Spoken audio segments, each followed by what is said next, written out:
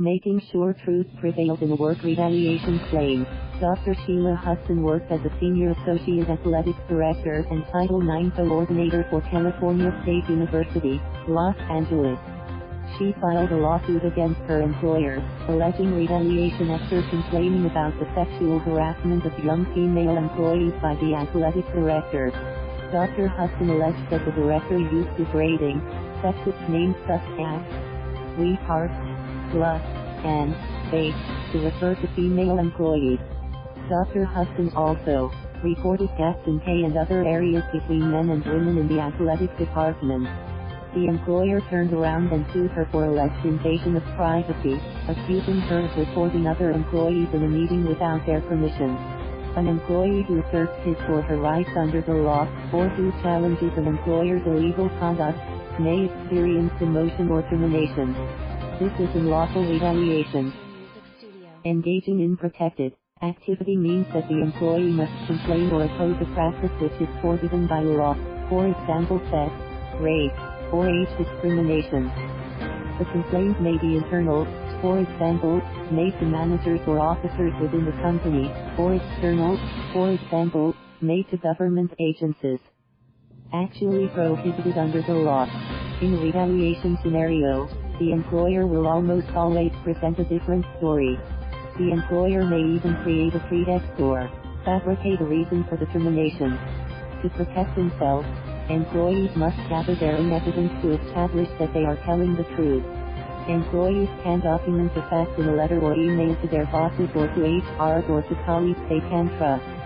The documentation must be done at or around the time that the important fact occurred and must contain the employee's complaint and the employer's response. It is also good for employees to pay attention to anyone who may have witnessed the employer's conduct. Some employees may think that anonymity protects them. However, the opposite is true. Presenting complaints in writing, even by email, if expressed in a professional manner, will make it harder for the employer to ignore the situation. More importantly, it creates a record of communications that can later be reviewed to determine the true reasons why any action was taken against the employee. It is true that employers generally have the power to terminate employees at will. However, employers must not be motivated by a discriminatory or retaliatory reason for doing so. In this instance, the termination becomes unlawful, and may subject the employer to liability for damages.